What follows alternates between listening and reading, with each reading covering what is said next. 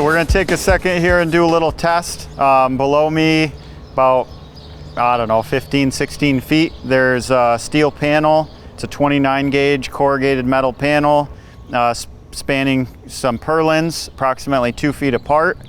We just want to simulate what would happen if a hailstone were to hit the metal panel between the purlins.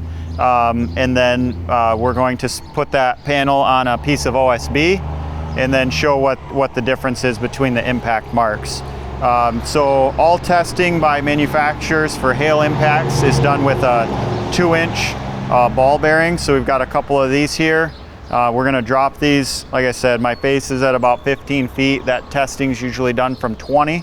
So I'm gonna drop it from as high as I can hold it.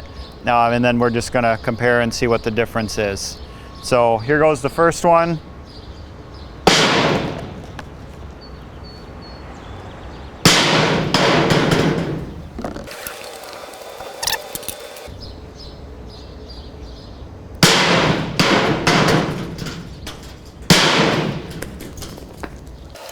Okay, so let's check this out, see how bad those are.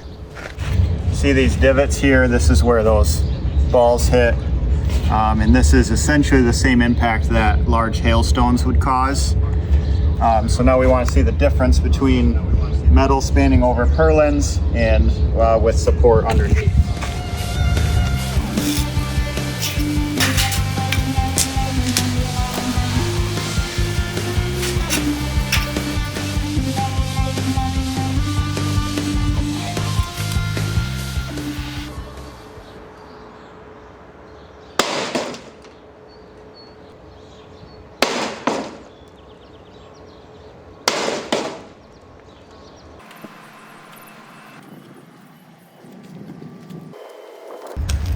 So I grabbed a quarter here so we can see the difference between the impact marks. So on top of the OSB, there's still a little dent there, but it's about half the size of a quarter.